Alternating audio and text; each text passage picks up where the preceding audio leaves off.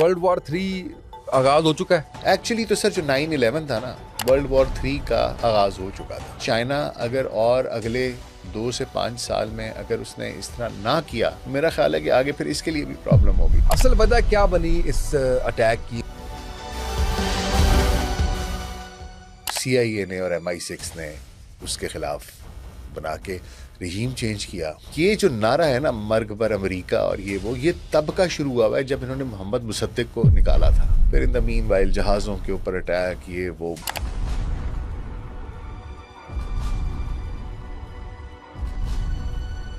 अब sir question क्या लिया अमेरिका ने? Trump basically is a businessman. Donald Trump की जो मकबूलियत है वो लोएस्ट तरीन है। इसराइल को प्रॉब्लम है। ईरान गिरेगा, उसके बाद ये प्रैक्टिकली ग्रेटर इसराइल बनेगा। अमेरिकी अड्डों पे हमला करना, डू यू थिंक कि इसके अलावा कोई और ऑप्शन था नहीं उनके पास? बात सर्वाइवल इंस्टिंक्ट पे आती है ना सर, ये सबसे पहले उसूल बाहर जाते हैं। जितनी टॉप लीडरशिप थी सारी मार दी। हमारे GCC ममालिक है ना, ये बड़े सोल किस्म के।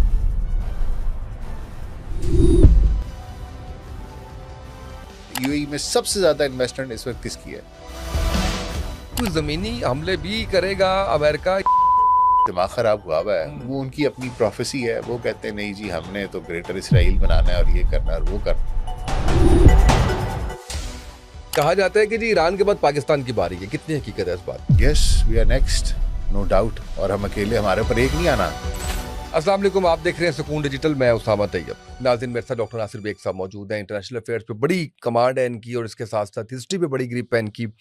इनकी वीडियोस मुख्तलिफ औकात में आप देखते हैं, बड़ी वायरल जाती हैं। ख़ासकर मैं समझता हूँ कि जंगों के अंदर तो जैसे इंडिया की जंग थी तो उसके अंदर भी बड़ा इनका एक पॉजिटिव किरदार रहा, अवाम तक सच पहुँचाने का, अवाम तक वो। और बड़ी इनकी जज्बाती वीडियोज़ भी आती रहीं। और इसी तरह से अब ये जंग जो ईरान की और अमेरिका की है, तो हमने ज़हमत दी डॉक्टर साहब को कि हमारे पास तशरीफ़ लाएँ और इस मौजू पे वो मिथ्स जो अवाम को क्लियर करना ज़रूरी है वो सारे उनके सामने रखें। अस्सलाम वालेकुम डॉक्टर साहब, कैसे हैं आप? वालेकुम अस्सलाम। बिल्कुल ठीक ठाक, अल्लाह का शुक्र सर। डॉक्टर साहब, मैं चाहता हूँ कि थोड़ा सा ना इसका बैकग्राउंड बता दीजिए आप। ईरान अमेरिका तनाज़े की वजह बुनियादी तौर पे क्या? एक तो खैर हमें पता है कि ज़ाहिर है कि एक मुसलमान और यहूदी और ईसाई, इनका आपस का कॉन्फ्लिक्ट, वो सारा कुछ है।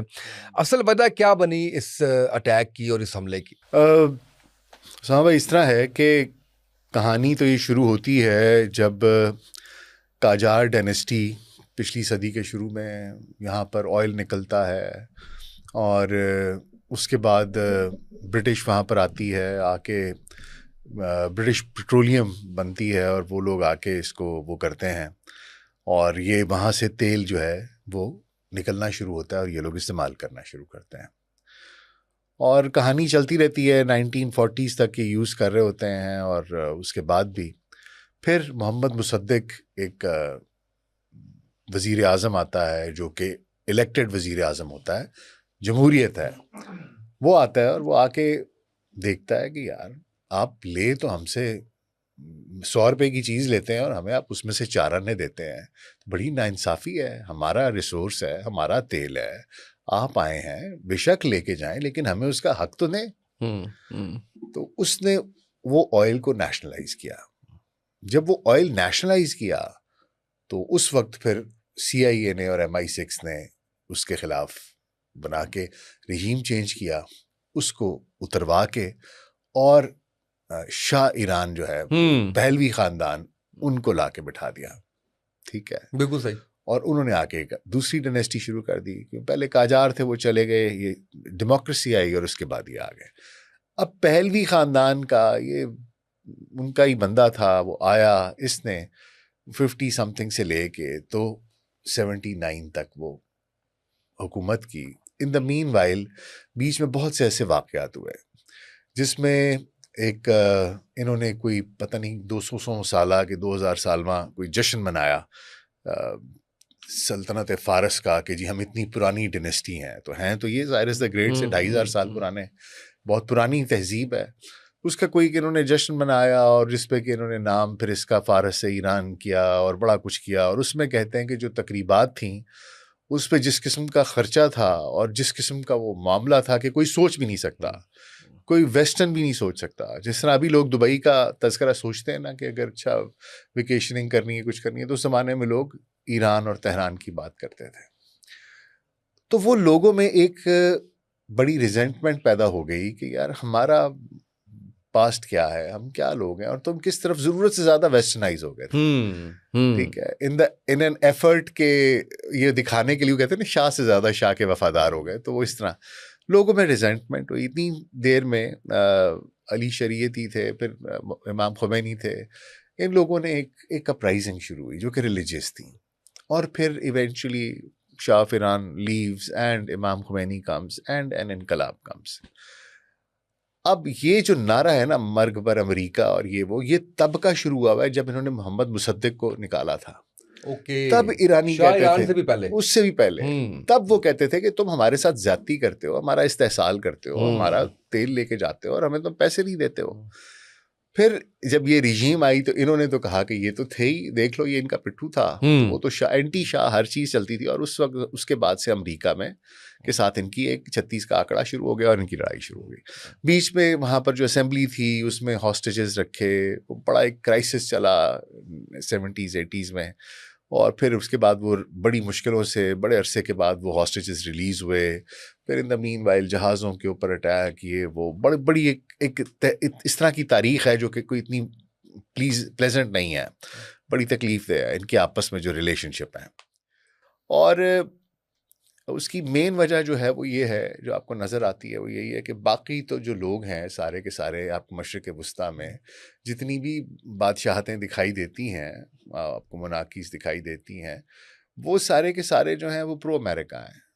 उनकी डिफेंस भी सारी प्रो अमेरिका है, उनकी फाइनेंशियल जितना भी सारे का सारा स्ट्रक्चर है, पेट्रो डॉलर है, सब कुछ है, वो सब उसी के ऊपर खड़ा हुआ है।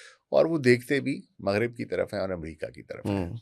ये वाहिद मुल्क था जिसमें कि इस्लामी इनकलाब आया, इन्होंने बादशाहत को उठा के बाहर फेंका, और एक बड़ा कॉम्प्लेक्स सा निज़ाम है जो वहाँ पर चलता है। और क्योंकि एक हिस्ट्री है, बड़ा सा बीफ है, बहुत सी, उन्होंने इनके बंदे मारे हुए हैं, इन्होंने उनके बंदे मारे हुए हैं, वो झुकने के लिए तैयार नहीं है। वो कहते हैं बात करनी है बराबरी पे बात करो। और ये इनको आदत पड़ी हुई है कि सारी दुनिया आके हमारे, और इतनी पाबंदियों के बावजूद और लाइफ सेविंग ड्रग्स तक जो है वो उन तक रसाई ना होना। बात ये है ना कि वो मैं पिछले दिनों देख रहा, आराकची या किसी का इंटरव्यू था, या कोई प्रोफेसर थे इरानियन, तो उनसे अमेरिकन मीडिया पे वो सवाल पूछ रही थी खातून कोई, तो उसने पूछा कि आपका क्या ख्याल है कि ईरान सरवाइव कर सकेगा, तो वो कहका मार के हंसा।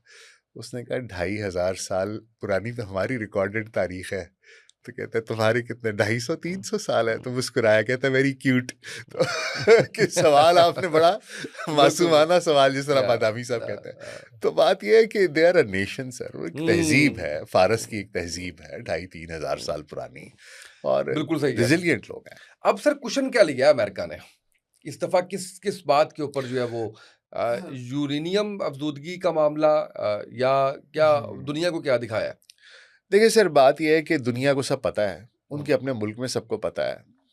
टॉक्स हो रही थी, तीसरा राउंड ओमान बीच में था, ठीक है, पहले ओमान में हुई है, उसके बाद 2 राउंड इसके जनीवा में हुए।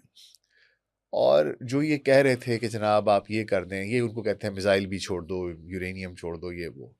अब जो बुसैदी हैं, जो फॉरेन मिनिस्टर हैं ओमान के, उन्होंने ये बात जिस दिन ने हमला किया है उससे एक दिन पहले या कुछ घंटे पहले अमेरिकन मीडिया को उन्होंने इंटरव्यू दिया है, और उन्होंने कहा कि हम बहुत करीब हैं ब्रेक थ्रू के। और उन्होंने कहा कि लास्ट टाइम जो पहले भी इनकी एक डील हो रही थी, जो ओबामा के ज़माने में, या उसके बाद, या लास्ट से पहले, उसके बाद जो हो रही थी, उसके अंदर भी इसने कहा ये बात उसमें भी नहीं थी। हमने क्या बात की है कि आप स्टॉक पाइल नहीं करेंगे, आप यूरेनियम को संभाल के नहीं रखेंगे, जमा नहीं करेंगे, जो भी आपके पास पहले पड़ा हुआ है, अफसूद किया हुआ है आपने, उसको आपने डाउनग्रेड कर लेना, एज अ फ्यूल बना के यूज़ कर लेना। आइए ये कि इंस्पेक्टर आपको आके इंस्पेक्शन करेंगे, आप कोई भी यूरेनियम नहीं रखेंगे, ठीक है। उन्होंने वैसे भी फतवा दिया हुआ है कि जी हम न्यूक्लियर वेपन नहीं होना चाहिए, इमाम खुमैनी का और खामनेई का भी है, तो वो तो कहते हैं जी हम नहीं रखते, ठीक है। और वो बात मान गए हुए थे, और अब सिर्फ ये था कि शायद कोई एक आध दौर और होना था और इस पे माहिदा हो जाना था, उन्हें दस्तखत कर लेने थे, कोई पैक्ट हो जाना था। कहानी असल में यह है सर कि इसराइल को प्रॉब्लम है, बहुत सी कहानियां हैं। अब एक तो अब इसके बारे में मुख्तलिफ थेरीज हैं। कुछ लोग कहते हैं कि क्योंकि इस साल इसराइल में भी इलेक्शंस हैं अमेरिका में और भी नेतन्याहू जो है उसके ऊपर करप्शन के चार्जेस भी हैं। दूसरा ये कि अमेरिका के अंदर मिड टर्म्स हैं और इस वक्त डोनाल्ड ट्रंप की जो मकबूलियत है वो लोएस्ट तरीन है। फिर ये कि एप्स्टीन फाइल्स के अंदर उसका नाम है, लोग बड़ी इस किस्म के उसके ऊपर इल्ज़ामात हैं जो कि बड़े, आपको पता है कि बड़े वो गिरी हुई चीज़ें गिरे हैं। हुए क्या मतलब हाँ, मुश्किल तो अल्फाज ही नहीं है। अल्फाज नहीं है तो मैं अब क्या हाँ अल्फाज बोलूं। तो ये जो है, अब उसके बाद ये कि साथ साथ और लोगों के नाम, बिल गेट्स का नाम बीच में आया, प्रिंस एंड्रयू का नाम बीच में आया, बाकी लोगों के नाम आए।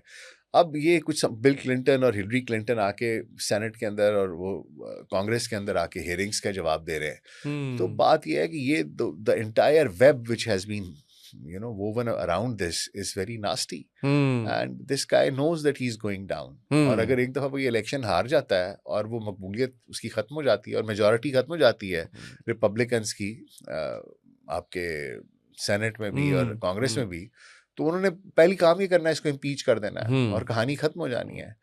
लेकिन you need to understand that Trump basically is a businessman. ठीक है, he is not a politician and he knows nothing about politicians. He is a good real estate का बंदा है। मतलब आप खुद ही समझ लें, जिस तरह आप यहाँ पर कल को मलिक रियाज को लाके तो बना दें वजीर आजम, तो वो वो जहनियत से, सोच से, मतलब नथिंग अगेंस्ट हिम, लेकिन बात यह है कि वो एक जो एक्सपोजर है आपका एक्सपोजर नहीं होता ना, आपका एक्सपोजर उसका है। You might be the best real estate developer in the world, but still politics is not your cup of tea. It is different. आप लोगों को जान सकते हैं, बात कर सकते हैं, सहूलतकार हो सकते हैं, लेकिन आप चीज़ों को वैसे नहीं कर सकते। तो this is something which is इसका बेसिकली बैकग्राउंड वो है। फिर लोग ये भी कहते हैं, लोग क्या कहते हैं, कंफर्म्ड है एप्स्टीन मोसाद का एजेंट था, उन्होंने हर कमरे में कैमरे लगाए हुए थे, रिकॉर्डिंग्स थी, हर किसी के पास थी। तो बहुत से लोग कहते हैं कि असल में तो जो शॉर्ट्स कॉल कर रहा है वो जैरेड कुशनर है। जैरेड कुशनर जो इसकी बेटी का, इसका दामाद है, तो वो ज़ायनिस्ट है, ज्यू है, इजरायली अपने आप को समझता है। तो वो कहते हैं कि जी शॉर्ट्स कॉल कर रहा है ये, तो बेचारा बस वो जो कहते हैं कि जी ये करो, ही हैज़ टू डू, वगैरह वो ब्लैकमेल करते हैं और उन्होंने कहा है कि आप ये करें। फिर ऑफ कोर्स दूसरी चीज़ ये भी है कि उन्होंने सर बड़े सालों से काम शुरू किया हुआ था। ठीक है, ये रुकने का नहीं है। देखिए उन्होंने हमास, हिजबुल्ला, बशारुल असद, आपके हौसी, उन्होंने एक एक करके सबसे पहले 10 साल पहले इनकी प्रॉक्सीज जो है उनको खत्म किया है। अब ईरान गिरना है, उन्होंने ग्रेटर इसराइल बनाना है। ग्रेटर इसराइल का फेज 1 जो है ना, उसका आखिरी मोरा ईरान है। ईरान गिरेगा, उसके बाद ये प्रैक्टिकली ग्रेटर इसराइल बनेगा और फिर फेज 2 है, वो फिर मैं आपको बताऊंगा बाद में। क्या इस वक्त जो है वो एक्चुअल पोजीशन क्या है? थोड़ा सा हम पहले जंग के हालात को देख लेते हैं, फिर हम इस बात पे भी आ जाते हैं कि आगे के मामला जो है वो क्या है। क्योंकि ये जो ऑप्शन इस्तेमाल किया ईरान ने खलीजी ममालिक पे अमरीकी अड्डों पे हमला करना, डू यू थिंक कि इसके अलावा कोई और ऑप्शन था नहीं उनके पास? क्योंकि ज़ाहिर है कि वो अमेरिका तक तो पहुंच नहीं सकते थे और उन्होंने ये बड़ा वाज़ेह तौर पे कहा कि आप ये ना समझें कि ये आप पे हमला है, ये अमेरिका के अड्डों पे हमला है, तो अमेरिका के अड्डों पे ही हमला है, इसको आप इसी तरीके से लीजिए। लेकिन क्या ऐसा होता है कि आप ये समझें कि जी अब पाकिस्तान में अगर खुदा न खास्ता हमला कर देता है किसी अमरीकी या किसी अड्डे पे जो है वो अगर होता तो ज़ाहिर है कि वो पाकिस्तान पे हमला ही होता। अब ये जो एक जंग ये छेड़ ली है पूरे ममालिक के साथ, इसको किस तरह से देख रहे हैं आप? देखिए सर, बात यह है कि जब आप इस तनाजुर में इस चीज़ को देखें कि ईरान जो है ना, don't look at it as just any other Muslim country. ये तो साबित कर दिया उसने। It is the only Muslim country with Shia majority, the only. पूरी दुनिया में एक मुल्क है, ठीक है।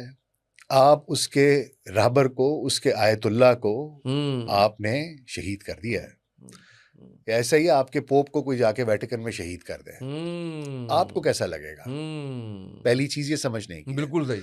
देखें, जब बात आ जाएगी ना मेरी एग्जिस्टेंस की, कि मैंने, बात ये रहेगी कि मैंने जिंदा रहना है कि नहीं रहना। जब बात सर्वाइवल इंस्टिंक्ट पे आती है ना सर, तो फिर आप ये नहीं देखते कि सबसे पहले उसूल बाहर जाते हैं। बिल्कुल सही। ठीक है सर। तो जब आपने उनके ऊपर हमला कर दिया, उनको नजर आ गया कि यार हम हर चीज मान गए थे, बातचीत भी हमने करके देख ली है, सब कुछ करके देख लिया है, अगलों का एक ही मकसद है सर, वो पागल तो नहीं है, बड़े सियाने लोग हैं ईरानी, आप कभी बैठे जाके बात करें, वो बहुत सियानी कौम है, वो इस तरह की शिशोरी कौम नहीं है जिस तरह की आपको लोग बाकी के नजर आते हैं, वो बड़े डीप लोग हैं।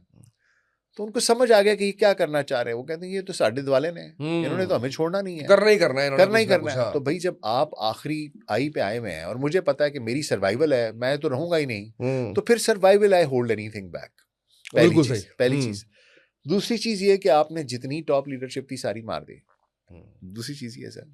तीसरी चीज ये सर, देखें कि आप शिकवा तब करें किसी से, मैं अपनी छत पे बदमाश बिठा लूं जो सारा दिन मेरे हमसायों में जाके गोलियां मारता रहे, और वो अगर वापस गोलियां मारे तो मैं कहूँ यार तू मेरे घर गोलियां मारता है, क्योंकि यार जेड़े तेरी छत पे बैठे मैनू गोलियां मारते पे ने, मैं तो उन्होंने गोली मारी है आपने, लेकिन घर ते मेरा। बहुत अच्छी एग्जांपल। हाँ ठीक है सर, बिल्कुल सही। इस तरह नहीं होता सर। जब आपने घर में बदमाश पाला है तो फिर उसकी बदमाशी के आपको। दूसरा प्रॉब्लम पता है क्या है सर, बात ये है जो हमारे जीसीसी ममालिक है ना, ये बड़े सोल किस्म के कहते हैं बर्गर बच्चे हैं। इन्होंने जिंदगी में मुश्किल नहीं देखी, ये कभी सहरा में रह तो रहे हैं, इनको आप 2 किलोमीटर पैदल चले हैं ना। अब कह रहे हैं कि जी वो अमेरिका भाग गया है और वो जाके तो सर बात ये है ना कि जब आप यूएई जाके देखें तो 90% वहां पर इंडियंस हैं। बात ये है ना, सऊदी अरब भी ये करता है, इवन ईरान ने भी ये गलतियां की हैं, अभी भी जिस मैलवेयर वो जो कहते हैं अंदर डाला हुआ था, वो अफगानी और इंडियंस रॉ ने डलवाया था। बात ये है कि देखें, you need to understand this. बड़ा अच्छा लगता है बॉलीवुड के गानों पर ठुमके मारना, आप उनको लेके भी आते हैं, लेकिन उनकी आपके साथ क्या नजरियाती वो है कि वो आपके साथ खड़े रहेंगे? Why will they stand with you? बिल्कुल भी नहीं, कभी भी नहीं। सबसे पहले भागेगा या कौन आपके साथ खड़ा रहेगा? अमेरिकन कॉबॉय क्यों आपके साथ खड़ा रहेगा भाई? कभी भी नहीं। उसने जाके खड़े होना है, वो जाके उसके साथ खड़ा होगा जिसके साथ वो दीवारें गिरिया पे सिरिया मारता है। He will never stand with you. और ये कह भी रहे हैं अब कि जी आप तो उधर गए, आपने हमें बचाया ही नहीं है। भाई क्यों बचाएगा आपको? आप आते हैं, वो आके आपके दर पे आते हैं, आप कहते हैं ले लो $500 अरब ले लो, $1 ट्रिलियन ले लो। यार इतने कभी साढ़े मुल्क जा कोई जाके 2 बिलियन मांग ले तो आप 6 दफा उसे कहते हैं तू वापस देना है मेरा, वो तू वापस देना है मेरा, जलील करते हैं। तो बात ये है ना कि फिर, और आपको हकीकत भी समझ आ गई कि क्या है। तो सर ये रियलिटी चेक उनके लिए बड़ा जरूरी था। यस। मैं तो कुछ होश के नाखून लेंगे वो भी? नहीं, मुझे नहीं लगता लेंगे सर, क्योंकि ये ऐसे ही है। लेकिन सर ये मैं आपको बता दूं कि अभी अगर आप ये समझ रहे हैं ना कि मिडिल ईस्ट सारा खुशबाश हो जाएगा, पुरबाश, ऐसा नहीं होगा। अब जो डैमेज है which ever has been done, it is permanent. ये दुबई के भी गुब्बारे से फूंक निकली है। वो जो इकोनॉमिक हेड फलाना हब, ये वो सेफेस्ट कंट्री। सर जी अभी लोग वहां पर कोई अंदर घुसने को तैयार नहीं है। लोगों ने प्राइवेट हेलीकॉप्टर्स करा के वहां से भागे। $3 लाख। ठीक है सर, आई नो पीपल जो वहां से निकले हैं। तो आपका ख्याल है वापस आएंगे? कभी भी नहीं आएंगे। इन्वेस्टर गया, जो आपका इन्वेस्टमेंट का हेवन था वो तो गया। अब कोई सोच समझ के आएगा आपके पास भाई, वो दुनिया में और बड़ी जगह है। बिल्कुल ऐसे, सोचने की बात है। बिल्कुल ऐसे। तो बात ये है सर कि ये भी बड़ा जरूरी था। वजह ये थी सर कि इस वजह से कि ये जो लोग हैं, आपको पता है दुबई का तो जो यूएई है उनका तो वो तो करी काम सारा का सारा इसराइल के लिए रहा था। ऐसे ही। सबसे ज्यादा इन्वेस्टमेंट आपको पता है यूएई में सबसे ज्यादा इन्वेस्टमेंट इस वक्त किसकी है? इसराइल की। वहां पर जाके देखें, तीसरा बंदा हर जो है वो इसराइली है। उन्होंने जो बुर्जुल अरब पे मारा है, बुर्जुल अरब में मुसाद का हेडक्वार्टर बना हुआ था। उन्होंने ऐसे तो नहीं मारा। बिल्कुल सही। वो उनकी बड़ी इंटेलिजेंस है। अच्छा सर ये बताएं कि ईरान के अंदर से भी कोई ना कोई जासूस, कोई ना कोई लोग, कोई अंदर से मिले हुए हैं, कोई ना कोई स्पोर्टर्स, कोई ना कोई हैंडलर्स ज़ाहिर है कि हैं जो इतने अच्छे टारगेट जो है वो उनको मिल रहे हैं कि उन्होंने पूरी टॉप लीडरशिप को जो है वो शहीद कर दिया। सर लोग तो हैं, ऐसे बात नहीं है। देखें बहुत है, एक दो भी नहीं है। एक दो भी नहीं है। यस, इतनी एक्यूरेट इन्फॉर्मेशन जाती नहीं है वरना। और ये मैं आपको बताऊं कि अगर आपने देखा हो तो इसराइल के बाद सबसे ज्यादा ज्यूज की आबादी जो है ना पूरे खित्ते में, वो ईरान में है, इस्फहान में, जिनके बारे में नबी पाक सल्लल्लाहु अलैहि वसल्लम की वो भी है, हदीस भी है कि वो इस्फहान से निकलेंगे 70,000 यहूदी और वो सारा कुछ। ये वो एंड ऑफ टाइम्स की एंड बात ऑफ है। टाइम्स वाली है, लेकिन मैं वैसे बता रहा हम हूँ। वैसे उस तरफ जा रहे हैं। बिल्कुल सर, खड़े हुए हैं हम, तो दरवाजे पे दस्तक दे रहे हैं, बहुत करीब हैं। हम्म। एंड ऑफ टाइम्स जो है ना, चैप्टर बहुत करीब है सर, खुला चाहता है बस। वर्ल्ड वॉर 3 आगाज हो चुका है। सर वर्ल्ड वॉर 3 तो मेरा ख्याल है जब सीरिया पे वो शुरू हुआ था ना, आज से 10-15 साल 14 के आगे पीछे कहीं सही। एक्चुअली तो सर जो 9/11 था ना, वो वर्ल्ड वॉर 3 का आगाज हो चुका था। That was the beginning of the end. ठीक है सर, उसके बाद से अब आप कभी चलते हैं, रुक जाते हैं, चलते हैं, रुक जाते हैं, लेकिन कहानी उसी समत में चलती। ब्लॉक्स कौन से बन रहे हैं नए? चाइना खामोश नजर आ रहा है सारे मामले में, रशिया उस तरह से आगे नहीं आ रहा। चाइना के बारे में कहा जा रहा है कि अगर अगले 20-25 साल चाइना ने ये फैसला कर लिया है कि मैंने सुपर पावर नहीं बनना, तो फिर तो खामोशी सूट करती है। लेकिन अगर तो वो सुपर पावर बनना चाहता है, तो फिर this is the right time कि वो खुल के सामने आए। असल में सर ये चाइनीज का ना 2-3 मसाइल हैं। आप उनकी तारीख भी देखें ना, तो वो तारीख में ऐसी कौम नहीं रहे जिन्होंने जंगें की हों, फतूहात की हों। नहीं, अपना दिफा करना वो बड़े अच्छे तरीके से जानते हैं। 12 से आए हैं, शायद 11 के साथ लड़े हुए हैं। हाँ, सबसे लड़ाइयाँ की पाकिस्तान के अलावा। लेकिन बात यह है कि अगर आप ये कहना, वो इस तरह के लोग नहीं हैं कि वो चाइनीज एम्पायर बनाएं, एक्सपेंशनिस्ट हों। They are not like that. और they have actually they understand this कि यार हमारी बका इसी में है कि हम चुप करके अपना काम करते रहें, हम अपनी इकोनॉमी को आगे लेके जाएं, हमने अपनी सारा कुछ। मेरा अपना ही ख्याल है कि आप बिल्कुल सही कह रहे हैं, एक टाइम आता है जब आपको स्पाइन दिखानी पड़ती है, खड़ा होना पड़ता है। और मेरा ख्याल है कि चाइना अगर और अगले 2 से 5 साल में अगर उसने इस तरह ना किया, अपने आप को एज अ स्ट्रॉन्ग मिलिट्री वो माइट ना अप्रूव करवाया, तो मेरा ख्याल है कि आगे फिर इसके लिए भी प्रॉब्लम होगी। ठीक है, क्योंकि आपको थोड़ी बदमाशी करनी पड़ती है दुनिया में। आपका मुकाबला देखना, बदमाशों के साथ तो मुकाबला है आपका। मुकाबला है। तो बाकी ये है कि आई थिंक अंदर खाते इन्होंने काफी मदद की है, उनको बड़ा इक्विपमेंट चीजें और रशिया सर खुद गोडे गोडे फंसा हुआ है, यूक्रेन में फंसा हुआ है, उसके अपने बड़े मसाइल हैं। वो अंदर से वो भी दे रहा है, ऐसी बात नहीं है कि वो नहीं दे रहा। सर पाकिस्तान का रिस्पांस कैसा लगा आपको? बड़ा आपको लगा नहीं कि बड़े क्रिटिकल फंसे हैं हम?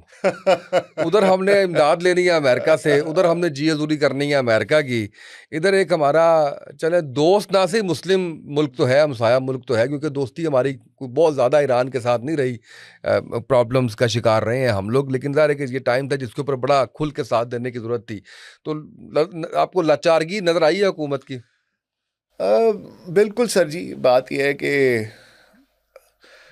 हमारे लिए भी अमेरिका एक मजबूरी है, गुजारा हम कर रहे हैं उसके साथ। और बाकी ईरान, देखें सर, ईरान को ना हम चाहे जो मर्जी हो, ईरान के साथ हम अपने ताल्लुकात नहीं बिगाड़ सकते। ईरान हमारे लिए उतना ही अहम है जितना सऊदी अरेबिया है। नहीं, हमारी इतनी बड़ी आबादी अहले तशय्युं की है।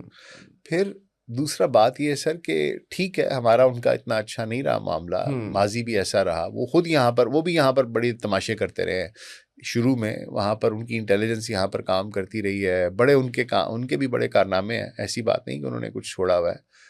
लेकिन कहानी है कि अब पुलों के नीचे से बहुत पानी गुजर चुका है, वक्त गुजर चुका है। अब ये वक्त था कि हम उनके साथ खड़े रहें, और हम खड़े रहे हैं। आपको मैं बताऊं कि सऊदी अरेबिया, और अभी जिस तरह आप बात कर रहे थे कि वो बड़ा शिकवा गिला कर रहे थे कि हमें ये किया वो किया है, तो पाकिस्तान देन बीच में हमने ईरान से भी बात की है। ये कितना जबरदस्त हुआ है ये। और फिर सऊदी अरब से बात की है, गारंटी दिलवाई है, गारंटी दिलवाई है। ये बड़ी अच्छी बात है। देखें, बात ये है सर कि यही हम कर सकते थे।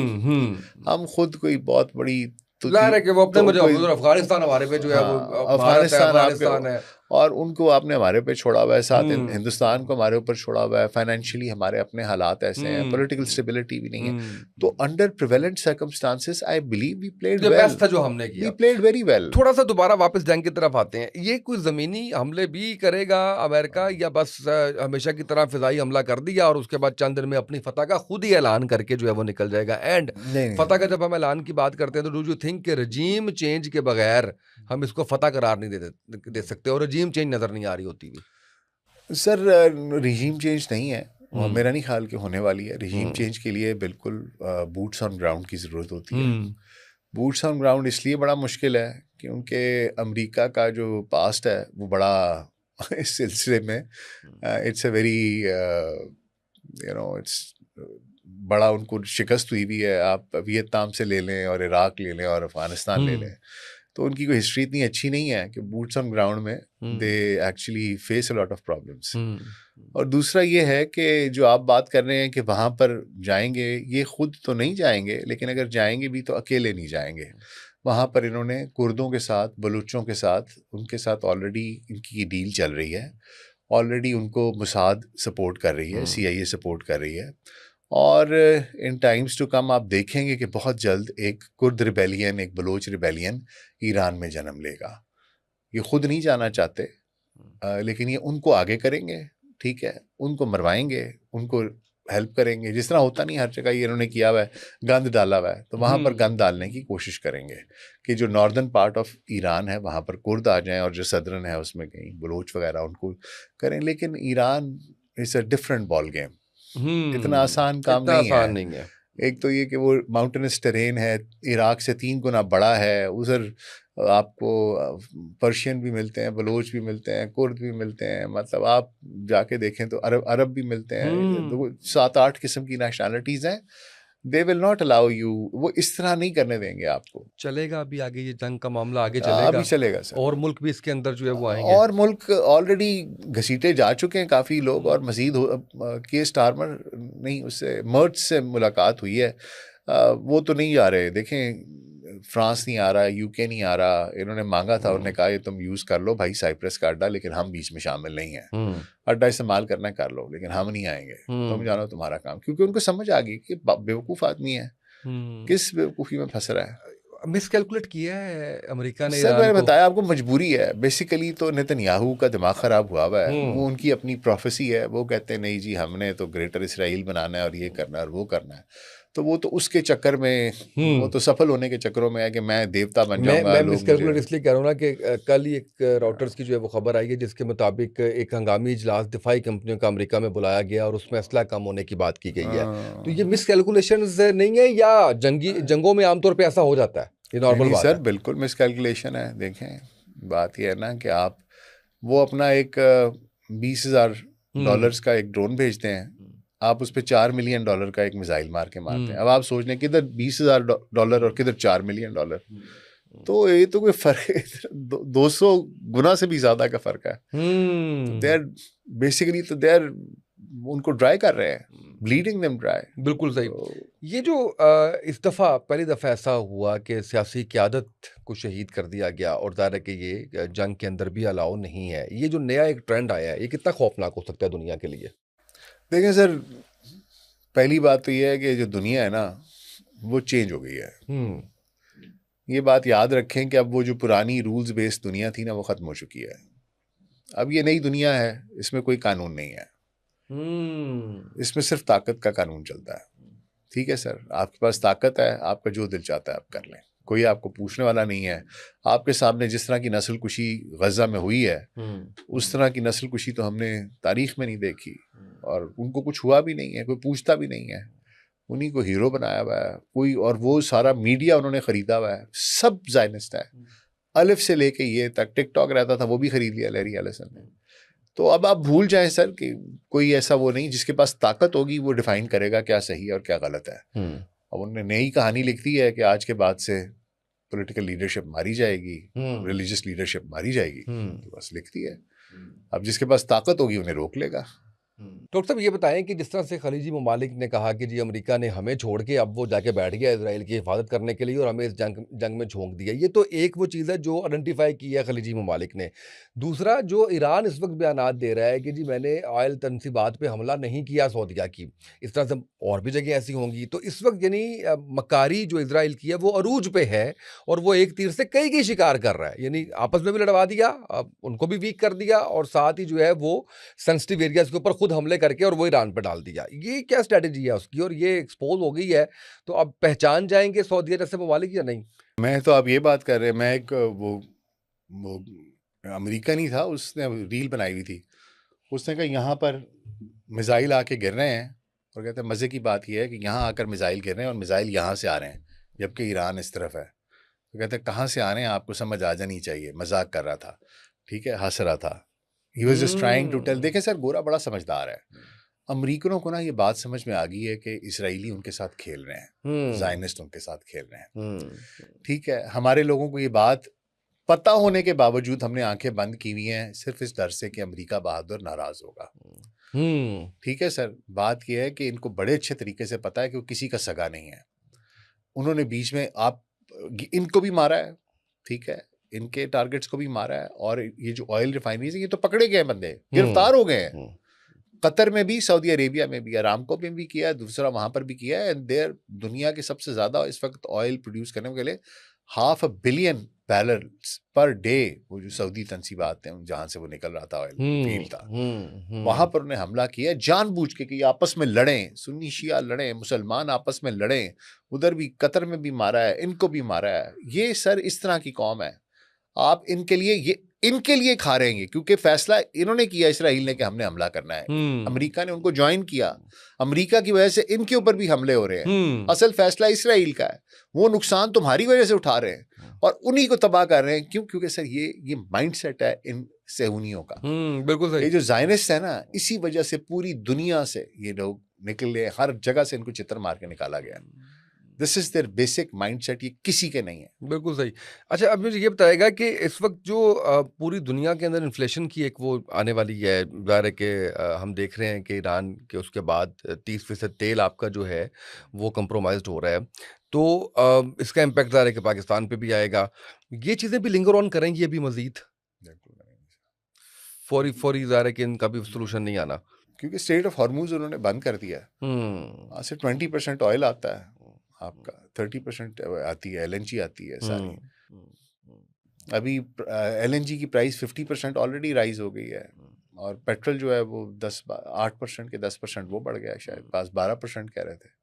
तो अब बात ये है कि ये अभी तो ये सर पहला दिन है, अभी तो आप जरा इब्तदाए इश्क खैर होता है क्या, आगे आगे देखिए होता है क्या। फतह का कैसे आइडेंटिफाई करेंगे, किसकी फतह हुई है? क्या क्या फैक्टर्स होंगे जो हमें बताएंगे कि जी ये इनकी कामयाबी है? फतह अमेरिका ने तो जो उन्होंने डिफाइन किए हैं फैक्टर्स कि ये फतह है, वो तो उसने कहा है कि रिजीम चेंज चाहिए, मैं नेवी तबाह करना चाहता हूँ, मिसाइल सिस्टम, मतलब सब कुछ ही तबाह करना चाहता हूँ। उसने ये नहीं कहा सिर्फ कि मैं मुल्क को टुकड़े टुकड़े करना चाहता हूँ। Anything short of that he has said it. और हकीकत में ये है कि वो टुकड़े टुकड़े भी करना चाहते हैं, और इसी के लिए उन्हें वो ये कुर्द्स वगैरह को पैसे भी दे रहे हैं। ये तो उन्होंने कहा है। होगा क्या?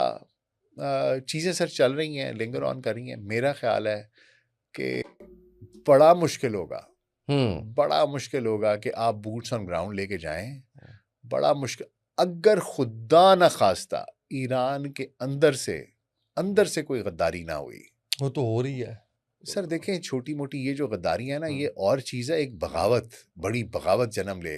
इस वक्त ईरान में कोई ऐसी मुनज़्ज़म बगावत नहीं है कि लोग उसका साथ दें कि जी ठीक है फलानी बगावत है, इसके हम साथ दे रहे हैं। ऐसी चीज नहीं है। छोटी मोटी गद्दारियां हैं, कोई पैसे की खातिर करता है, कोई किसी लिए करता है, किसी लिए करता है। ईरान ने अपना आखिरी पत्ता खेल दिया या अभी सरप्राइज करेगा? नहीं सर, ईरान ने तो अभी ये जो कुछ वो मार रहा है, ये तो उसके पुराना स्टॉक पाइल है। अच्छा, अभी जो है वो एक्सपायर माल चला रहा है। अभी बाकी है मेरे दोस्त। अच्छा, very good.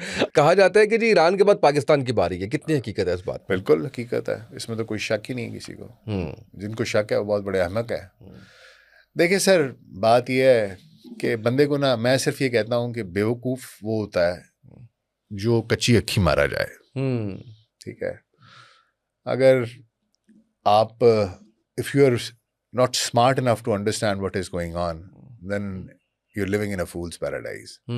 I don't know, I'm sure जो हमारे लोग हैं वो बेवकूफ़ नहीं है, हमारे लोग बड़े सियाने हैं। हमारे लोगों ने हर चीज़ की इवेंचुअलिटी पर काम किया होता है। This I can assure you. And yes, we are next, no doubt. और हम अकेले, हमारे ऊपर एक नहीं आना, इन सब ने आना है मिलके। अफगानिस्तान, इंडिया, इजराइल, अमेरिका सब आएंगे। बस अल्लाह इज्जतें देने वाला है।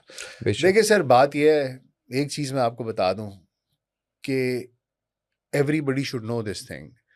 वो जो एक वक्त था ना, जब मैं कहता हूँ ना एक रूल बेस्ड वर्ल्ड ऑर्डर जो था ख़त्म हो गया, नया ऑर्डर आ गया। तो जो इससे पहले की ज़िंदगी लोग गुजार रहे थे ना, उसको अब भूल जाएं। जो ऐशो आराम की जिंदगी थी जिसमें कोई मसाइल नहीं थे, जिसमें अब ऐसा नहीं होगा सर। अब दुनिया में हर जगह पर जो मामलात हो रहे हैं उसके इफेक्ट्स हर बंदे पर होंगे। वो जो था ना, अब वो ग्लोबल विलेज बनने का नुकसान भी है। नुकसान भी है, उसका नुकसान भी आपको होगा। आपको तेल भी नहीं मिलेगा, आपको बाकी मामलात भी होंगे, डिपेंडेंट हो गए ना आप। अब आपके ऊपर बड़े मसाइल हैं।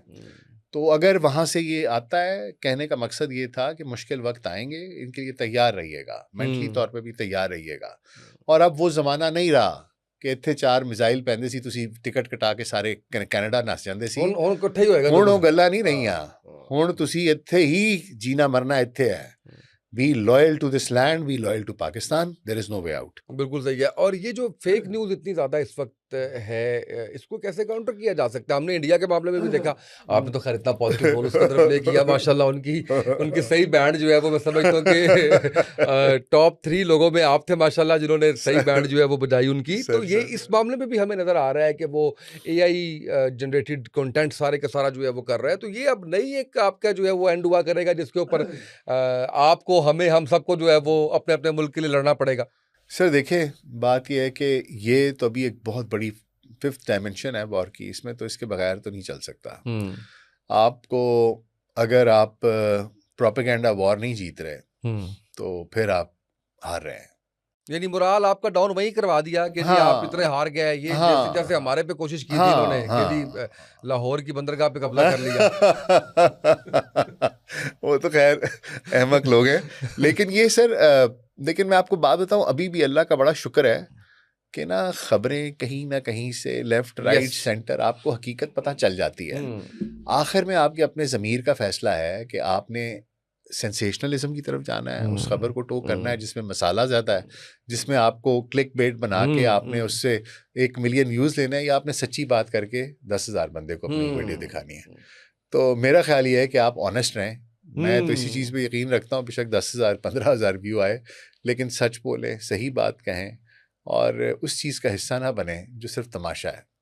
उसका हिस्सा ना बने, क्योंकि मेरा अपना ख्याल है कि मुझसे आपसे सवाल होगा इस चीज़ के बारे में।